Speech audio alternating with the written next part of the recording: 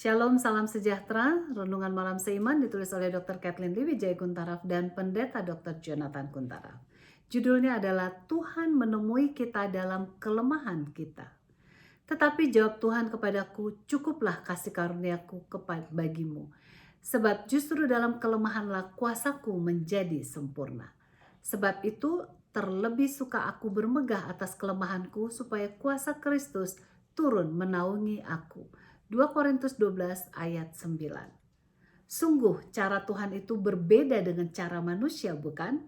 Dunia menyampaikan kepada kita bahwa hanya yang kuat saja yang akan bertahan.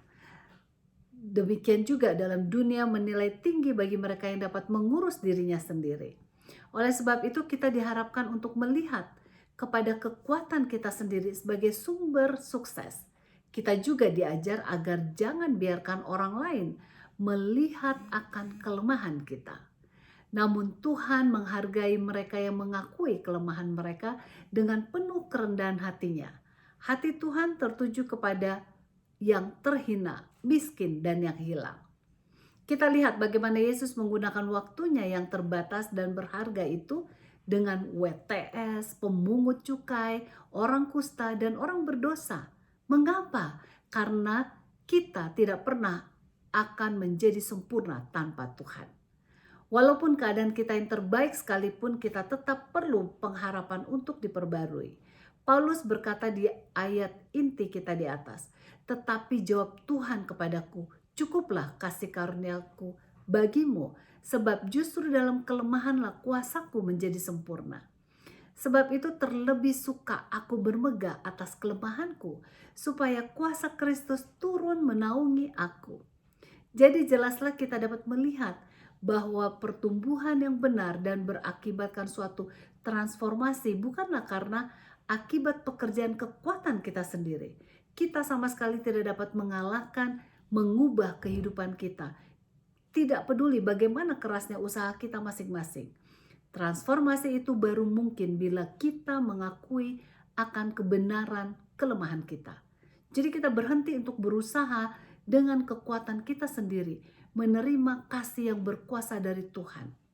Transformasi datang bila kita membuat ruangan agar Roh Kudus memenuhi kehidupan kita, serta memberikan kuasa kepada kita dan membebaskan kita dari perbudakan dosa.